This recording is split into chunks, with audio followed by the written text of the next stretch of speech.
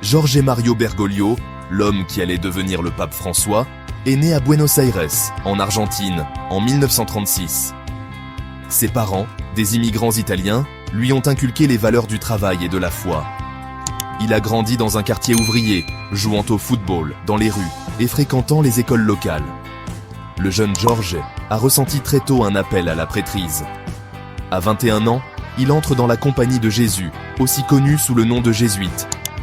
Connus pour leur rigueur intellectuelle et leur engagement envers la justice sociale, les jésuites ont profondément influencé la vision du monde de Bergoglio. Après son ordination en tant que prêtre en 1969, le père Bergoglio a rapidement gravi les échelons au sein de l'ordre des jésuites en Argentine. Il a servi comme maître des novices, recteur d'un séminaire et finalement supérieur provincial des jésuites en Argentine. Dès le début de son sacerdoce, le père Bergoglio a démontré une profonde préoccupation pour les pauvres et les marginalisés. Il vivait simplement, préférant souvent prendre le bus plutôt que de voyager en voiture. Il était connu pour son humilité et sa volonté de travailler aux côtés de ceux qu'il servait. En tant qu'archevêque de Buenos Aires, Bergoglio a continué à défendre les pauvres et à lutter contre l'injustice sociale. Il a critiqué ouvertement la corruption et les inégalités économiques.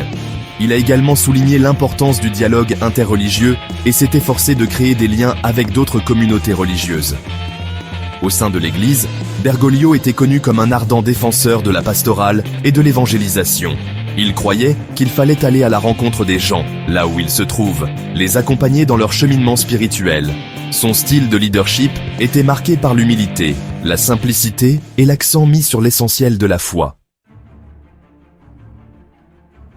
En 2013, l'Église catholique était confrontée à de nombreux défis. La démission du pape Benoît XVI, la première démission papale depuis des siècles, a provoqué une onde de choc dans l'Église. Le collège des cardinaux s'est réuni à Rome pour élire un nouveau chef, quelqu'un capable de guider l'Église vers l'avenir. Le 13 mars 2013, le monde entier a regardé la fumée blanche sortir de la cheminée de la chapelle Sixtine.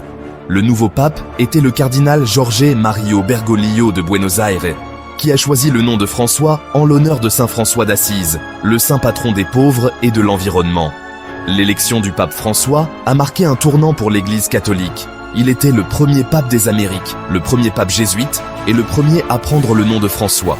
Son élection a marqué une nouvelle ère d'humilité, de simplicité et d'attention aux pauvres et aux marginalisés. Dès l'instant où il est apparu au balcon de la basilique Saint-Pierre, le pape François a captivé le monde par sa chaleur, son humilité et son message de miséricorde. Il a rompu avec la tradition en choisissant de vivre dans une simple maison d'hôte plutôt que dans l'opulent palais apostolique. Le pape François s'est donné pour mission d'aller à la rencontre de ceux qui sont en marge de la société, notamment les pauvres, les malades, les prisonniers et les migrants.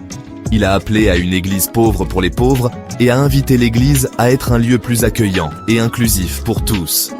Dans ses enseignements et ses écrits, le pape François a souligné l'importance de la miséricorde, de la compassion et de la protection de l'environnement. Il a appelé à un monde plus juste et plus équitable, où la dignité de chaque personne est respectée.